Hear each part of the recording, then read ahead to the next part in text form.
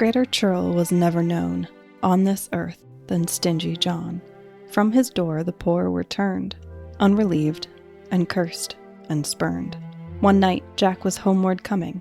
Midnight round his path was glooming. As he reached a river's side, someone near him moaned and cried. Stingy Jack's hard heart was touched. Quick the stranger he approached, raised him up upon his mare, brought him home, and fed him there. Gray-haired wanderer down he lay, but, before the break of day, to the bed of Jack he hies, winged like Seraph of the skies. Heavenly beauty graced his face. Heavenly brightness filled the place. When Jack, starting up, had woke, thus the angel, smiling, spoke. Though called a churl by all around, mercy in your heart I've found. Ask 3 gifts, I'll give them you, and my blessing add thereto.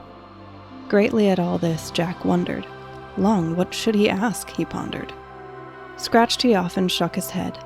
Then, thus to the angel said, I wish whoever takes my chair may be fastened firmly there, he to chair and chair to ground, till my leave to go be found. Next I pray whatever fools meddle with my box of tools may be fastened to the wall, till to let them go I call. Thirdly, sir, I would implore that whoever breaks my sycamore may be fixed fast to the tree, till I choose to set him free. All these boons I grant to you, and blessing add thereto. Saying thus, the angel sighs, as from thence to heaven he flies.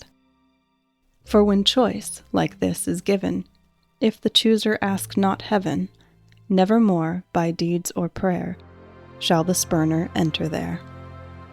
But, although thus doomed to hell, stingy Jack on earth throve well.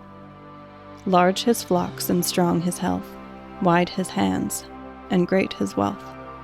Now years have flown and youth is gone, and Jack's last day is come, and the devil sends a servant up to fetch the old man home. At Jack's hall door the servant knocks and bids him come away. Jack opes the door and asks him in, and says, Sit down, I pray. In Jack's own seat the servant sits, and there is fastened tight. Jack takes his flail, and without fail, he flogs him left and right. And as he scored, the flunky roared. At length he firmly swore that if set free, from thence he'd flee, and never come back more. When thus he'd sworn, Jack set him free, and off he went with speed. But many a servant besides him the devil has at need. Next day another one was sent, and ordered without fail that stingy Jack he should bring back, and also fetch his flail. The second servant now came in, with cautious step and slow, and told Jack in his master's name to hell he straight must go. Says Jack, This brogue I first must mend, barefoot I could not crawl, so put your hand in yonder box, and hand me down my all. Within the box he poked his hand, and there is tightly held. Then Jack applied his famous flail, until the flunky yelled. He yelled and roared, while old Jack scored, until, as swore the first, the second flunky swore to go, and troubled Jack no more. And now the devil came himself, since servants would not do. Through Mangerton he rose in flame, and ordered Jack to go. Said Jack, My lord, I'm ready quite, but dead lame is old Jack. You must get me a good stout stick, or take me on your back. Then from the sycamore hard by, the devil seized a bough, and fastened tight and helpless quite, the devil is left now. Jack yelled with joy when the old boy he saw thus in his power, then hastened for his famous flail, and laid it on galore. So loudly howled the devil then, his roars were heard quite plain, in Germany and in Italy, and even in far Spain. Upon his back 3 flails broke Jack, and still he lathered on. Nor did he stay his work that day, until the setting sun. Then by his thorns the devil swore that if Jack let him go, he'd never bring nor let Jack come within his realm below. When thus he'd sworn, with back well torn, Jack sets the devil free, and from that day he stayed away, from Jack and from his tree. At length Jack died, and when his soul was from his body riven, it could not get through hell's wide gates, nor yet through those of heaven.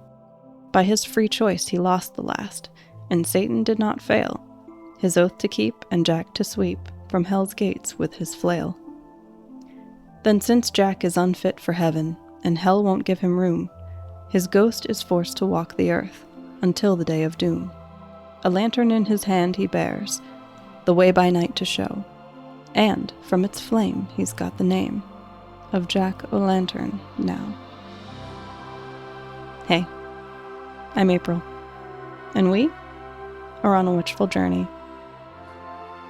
The poem I just shared with you is from 1851. It's called The Romance of Jack-o'-lantern.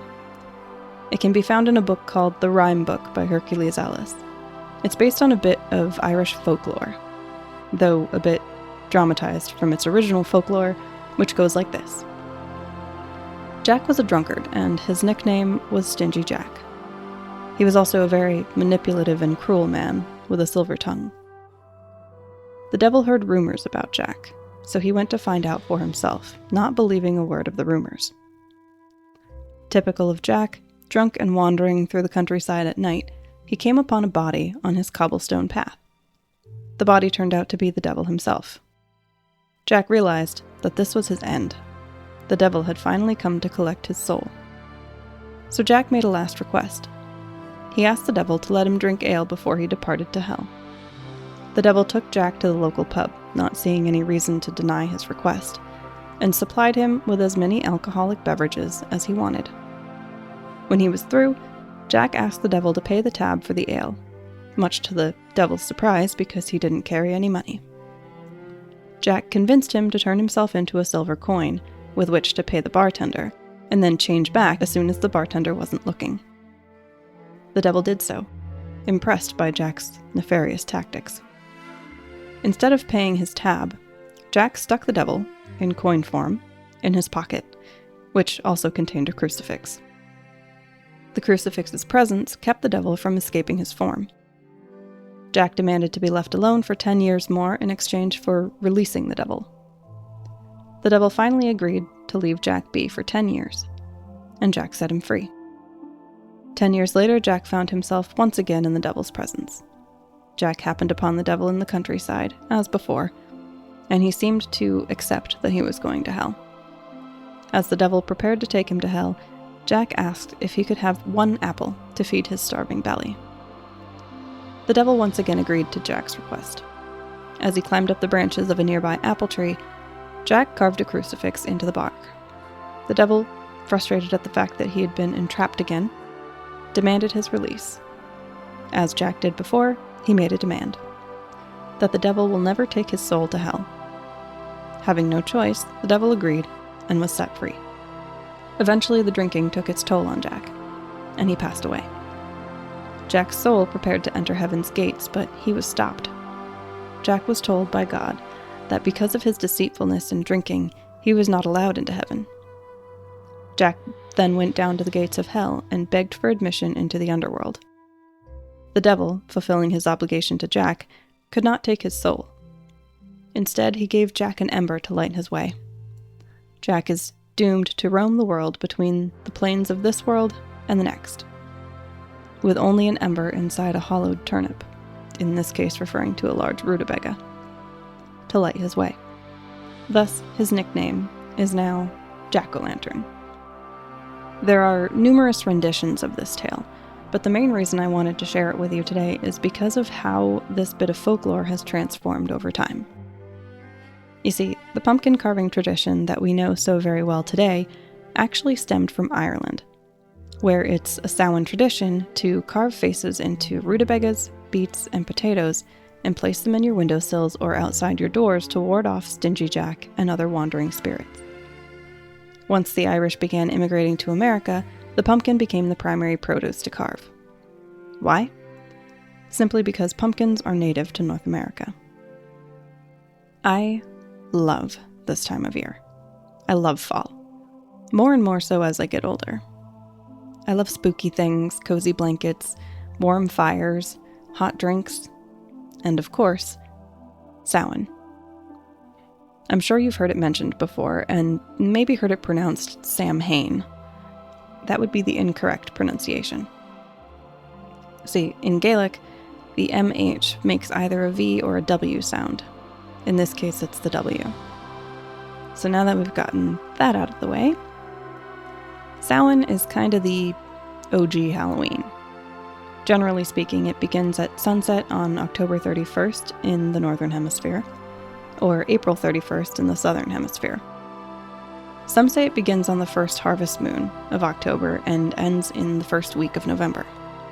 Others are more specific, finding the day that sits exactly between the autumnal equinox and the winter solstice. It really just depends on who you ask. For some, it lasts multiple days. For others, it's multiple weeks. I know for myself, I start feeling the energy of Samhain around the first October harvest moon, which this year fell on October 6th.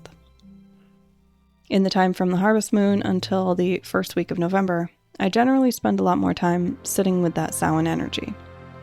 This year, I spent time preparing for the coming winter, and honestly haven't finished doing that yet because there's a lot. I also did a lot of purging things that we no longer have use for. Things like clothes that the kids have grown out of, toys that they no longer want or use, books that I've already read and no longer have space for, that kind of thing.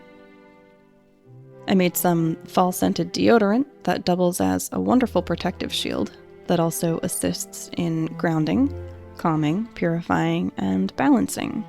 It's perfect for this time of the year. If you're curious, it has notes of cedarwood, vetiver, vanilla, and sandalwood. It smells divine. I've also been sitting with my tarot cards more often, and have done a couple of readings. I also plan to do a little scrying with my scrying mirror that I made to go along with episode 14. And I think I may also start my indoor herb garden soon, too.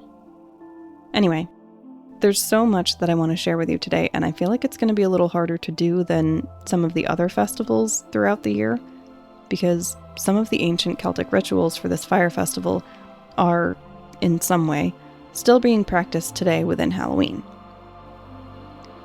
Samhain is roughly 6,000 years old, so there have certainly been some changes, but you all pretty much know the gist of Samhain.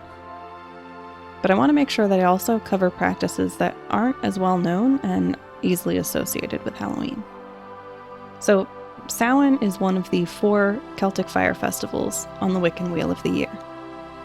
It's actually the first festival on the Wheel of the Year, because the Celts saw Samhain as the New Year. Their days began at sunset, when the sun dropped below the horizon. They believed that the new starts with darkness. So it only makes sense that they would believe that a new year would begin on Samhain. Samhain translates to summer's end in Gaelic. It marks the end of the harvest season and the beginning of winter, the time when livestock would be brought in from the summer pastures. It marks the beginning of the dark half of the year. It's similar, in a way, to Beltane. We talked about Beltane, or Beltane if you're Wiccan, and about how it marks the beginning of the light half of the year. Well, Samhain is its opposite. Similar to Beltane, the tradition of a large community bonfire is deeply rooted in Samhain. The ancient Celts believed that fire has protective and cleansing powers. It's also an element that brings things to an end so that new life can begin. Have you ever watched a controlled burn in a field? Or even seen the regrowth of a forest after a forest fire? Not all destruction is bad. Sometimes it's necessary because it provides the nutrients for future growth. In the book of Blood and Bones by Kate Fruhler, hopefully I pronounced that right, she says that death is part of the cycle. There is no end, only transition. It's the precursor to growth. And that's how I love to look at it, especially when it comes to something in life that's coming to an end. The end of a school year, leaving a job, the end of a relationship, the completion of a project. They're all part of a cycle. So similar to Beltane, all hearth fires would be extinguished on Samhain and would be relit with a torch that carried the flames from the community bonfire. Similar to Beltane, offerings for the fairies would be left outside the villages and fields to appease the fairies. This ensured that family and livestock would survive the long winter. There would also be a large wheel lit to represent the sun, and it was used to help ward off the more malevolent spirits that would wander back into this realm. Similar to Beltane, this is one of those liminal periods where things are in transition. The veil between worlds is thin, and there's a threshold that's being balanced on for a short time. Samhain is also a festival for communing and reconnecting with ancestors and loved ones who have passed away. It's for honoring those spirits who are welcome in your home, while also warding off and protecting against the spirits who aren't welcome. In Wicca, the literal embodiment of Samhain is the crone. She represents the end as well as the beginning. It's from her that the maiden comes. There are other deities and forms that are associated with Samhain as well, and we'll get to those shortly. First, I want to talk about ways to celebrate, ways to honor, and ways to get witchy with it. So, one tradition that you may have heard of is the Dumb Supper. Some claim that it has roots in 17th century England, where it was used during love rituals. Some claim its origins are ancient Celtic, and some claim that it began in the Ozark Mountains of Arkansas. We aren't going to dive into that today, but leaving food out for your ancestors on Samhain is tradition. Usually, in the case of the Dumb Supper, you invite the ancestor to feast with the family, setting a place for them at the head of the table, complete with a plate of food and a drink. After this feast, the family would have an opportunity to interact with the ancestor. Not everyone practices the Dumb Supper the same, though. Some host their Dumb Supper where tradition is that no one speaks during the meal. Others host Dumb Suppers where the room is full of loud voices, laughter, music, food, and alcohol, because that's what would have made the family member happiest. Generally, the feast consists of 3 courses, served backwards: dessert, entree, appetizer, to fall in line with the inversion of the spirit world. It traditionally is held at midnight. All electronics are turned off and left in another room. The supper is only to be lit by candlelight, oil lamps, or non-electric lanterns. The place being held for the ancestral spirit gets a black candle to mark their spot. Or if you have something belonging to them, that item can be added to their place setting instead. I'll be honest, I've never hosted a Dumb Supper before, but it absolutely is something that I would love to do in the future. Probably next year, assuming that I can pull my shit together and be organized enough for that. Another tradition is to leave cakes and goodies out overnight as offerings to the ancestors. A note on that, when it comes time to dispose of the offerings left for ancestors, because you will, more than probably, have food to dispose of, compost what you can from the meal or offerings and toss the rest as you normally would with any other uneaten food. See, because the ancestors are in spirit form, they aren't going to consume the physical portion of the food. It's the essence and energy from the food that they consume. Dressing in costume is a tradition that everyone is familiar with, I think. Costumes were originally much scarier than they are today. There are a few different reasons that people would dress in costume, or disguise themselves. Some would dress as monsters and spirits to keep themselves from being kidnapped by the fairies. Some would dress up to disguise themselves from malevolent spirits, and others would disguise themselves in order to impersonate the spirits so they could take the consumable offerings. Along similar lines, there was also the practice of mumming, where one would dress up in costume and go door to door, singing songs to the dead. Samhain goodies were given in exchange, and sometimes pranks were played and promptly blamed on the fairies. This is mainly where our modern-day Halloween seems to come from.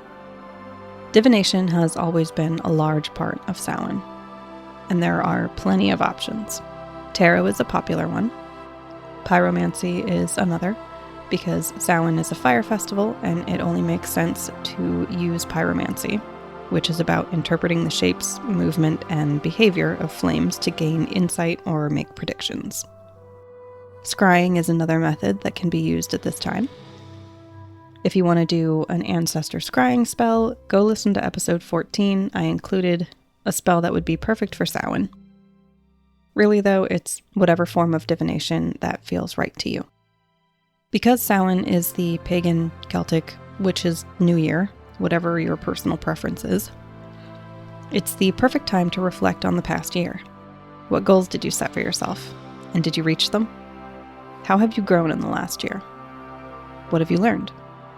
What life events have happened? It's also the perfect time to figure out what your desires, hopes, and goals and plans are for the coming year.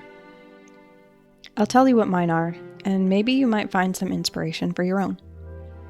1. I will quit vaping. Yeah, I know, it's bad for you, and I shouldn't have started it in the first place. I'm mostly just sick of spending the money on it. 2. For the 3rd year of having a garden, I will have everything planned out ahead of time so that things get into the ground on time. Last year we had a thriving garden in the 2 raised beds that we have. This year we got a little bit of a late start and I skimped on the compost soil. So we didn't end up with a garden that thrived anywhere near as well as last year. Lesson learned for next year. Having a garden journal is definitely helping though. And 3, we will get 1 major home project completed. This past year we had a number of things pop up unexpectedly, so any plans to address repair projects kind of got waylaid. So those are my personal 3. If you don't have 3, you can have more or less, whatever you want. I chose 3 because I felt like 1 wasn't enough, and any more than 3 for me would leave less room for the spontaneous ones that I know are bound to pop up throughout the year. One of the troubles when it comes to celebrating festivals like Samhain is that most of the original traditions and practices were passed down orally until the Middle Ages, when Christian monks wrote down what the customs and beliefs were. I'd like to think that they'd tried to record them as accurately as possible, but at the same time, one can imagine that there would be some level of misinterpretation or misrepresentation in there somewhere. And much of it was probably left out for any number of reasons. I can say that there is no historical record of a Celtic god, deity, spirit, or anything like that called Samhain, or even the Lord of the Dead. The misconception seems to have popped up fairly recently. There's also this misconception that Samhain means Lord of the Dead, and as we've already discussed, it's Gaelic for summer's end. Samhain, again, is a time of transformation, regeneration, divination, honoring the dead, honoring the harvest, and preparing for winter. A book that I recommend if you want to learn more is called Year of the Witch: Connecting with Nature's Seasons Through Intuitive Magic by Temperance Alden. If you want to connect with the dead, here are a few options that you can try. Though for each of these, just remember that you do need to be in a meditative state for it to be most effective. Pendulums. Using a weighted object at the end of a string or a chain with the pendulum board or not, that's up to you. Hold the other end between thumb and index finger. Establish what certain movements mean before beginning with your questions. The Ouija board. This one is a bit controversial. Some people swear by them, others swear never to use them. The choice is up to you, and if you feel a little uneasy but otherwise want to try it, cast a protection circle, or ask an ancestor to shelter you, or burn a candle meant for protection before you begin. You can also try automatic writing. Start by closing your eyes and ask for communication. Begin doodling circles or figure eights until you feel compelled to move your hand differently. You could end up with shapes to interpret, actual words, or even a rough sketch. One way to honor ancestors is to learn about your blood ancestry.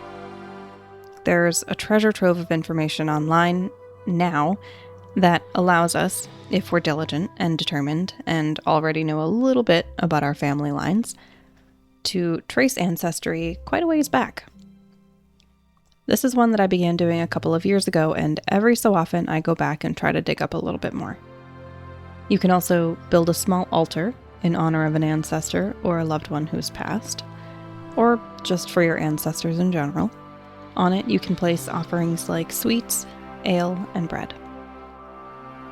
Like I said earlier, there are certain deities that are commonly associated with Samhain. They are Hecate, or the Dark Goddess, Ceridwen, the Morrigan, and Cailleach.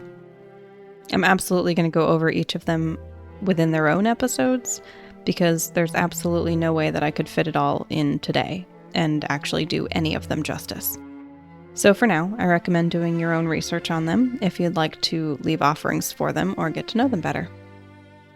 I wouldn't recommend trying to work with them without really having an understanding of them, and if they don't want to work with you for whatever reason, then you won't be successful in that regard, which is why I suggest reading up on them and seeing if you feel a certain call to leave offerings for one of them this Samhain.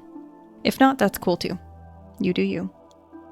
Let's talk about some materials that you can use to enhance whatever rituals you end up doing. We'll start with stones. Black tourmaline. It's used for its protective and grounding energies and acts as a shield from negative and malevolent energy. Use it in a ritual, wear it, place it around your home, incorporate it into your altar, or meditate with it during ancestral work. Obsidian. Very similar to black tourmaline in terms of energies and shielding. You can use it the same way as you would the black tourmaline. You can also use it for shadow work during Samhain to help create a safe space to process hidden fears and unresolved emotions so that you don't carry them into the new year. Labradorite, used for its transformation, intuition, and protection properties. It helps protect from unwanted energies, enhances psychic abilities, and helps guide you through your shadows. Place it on your altar, meditate with it, wear it, keep it under your pillow for spirit communication and protection during sleep. Amethyst, used because it helps open up spiritual awareness, supports ancestor connection, is calming, and boosts psychic abilities. You can wear it, place it on your altar, in a crystal grid, or under your pillow to receive messages from the spirit realm. Or you can pair it with obsidian to ward off nightmares. Smoky quartz. The grounding and protective energy of smoky quartz help to stabilize the energies during a ritual. It assists in releasing old habits or patterns and attachments that are no longer beneficial to you. You can place it on your altar or wear it as a shield. Fluorite, used for boosting intuition, facilitating communication with the spirit realm, releasing emotional baggage, spiritual growth, and aid in personal transformation. Certain colors of fluorite help open up different chakras. You can wear it, meditate with it, place it under your pillow, or use it in a crystal grid. A tarot card that you can place on your Samhain altar is the Major Arcana Death card. It signifies transformation, rebirth, the end of one phase of the cycle, transition, the beginning of something new, and releasing things that no longer serve us. If you want to incorporate herbs or incense into your ritual or altar, frankincense, long associated with spiritual awakening, purification, and protection. Ideal for rituals, energy cleansing, and meditation, its scent creates an immediate atmosphere of sacredness. Myrrh, for healing, protection, connecting with the divine feminine, and grounding. It's an ideal resin to match the reflective and transformative energy of Samhain.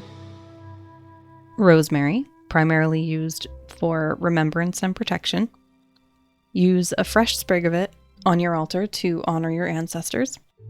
Use it in tea to enhance dreams, or burn it to cleanse a space.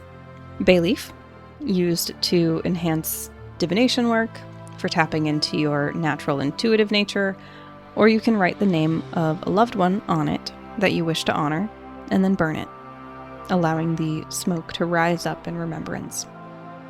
Nutmeg, a seed with protective properties, but is also widely associated with love, luck, and prosperity. It also has some connections to enhancing dreams and psychic ability. Cinnamon, very well known for its protection and prosperity properties, but did you know that it's also linked to enhancing spiritual connection? Perfect in a Samhain simmer pot with clove, apples, and whatever other ingredients feel right. You can also drink cinnamon tea for more vivid dreams to help connect with the spirit realm. Clove, for protection, purification, and banishing of negative energies. It's long been used to ward off malevolent spirits and can be used in protective charms and sachets to create a shield around you and your home. Thyme, which symbolizes courage and resilience for when it comes time to face your shadows, and is also a powerful herb in ritual to honor and commune with ancestors. And mugwort. Can't forget the mugwort.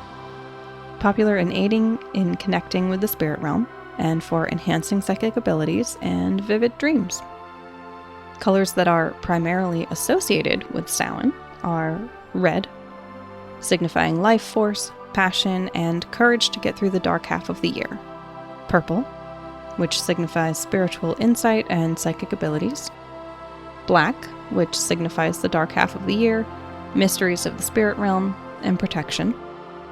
And orange, the warmth and vitality of fire, which is much needed in the dark, colder months. You can use the colors in a number of different ways. On your altar, in your clothing, your makeup, if you wear makeup, any accessories that you have, candles, or any of your other decorations.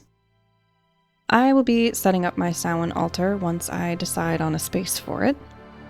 We have kittens, so I have to be mindful of their curiosity. But I will post a picture or a setting up video in my socials for you to check out. Thanks so much for tuning in and hanging out with me today. If you enjoyed this episode and don't want to miss out on future episodes, hit those like and follow buttons. We'll be starting to dive into tarot when we meet again. I can't wait to share it with you. In the meantime, you can find me on Facebook, Witchful Journey Podcast, on Instagram at @a_witchful_journey, on BlueSky at awitchfuljourney.bsky.social, and on YouTube, A Witchful Journey. I enjoy hearing from listeners, so if you pop in, say hi, leave me a rating, or if you're really feeling it, a review.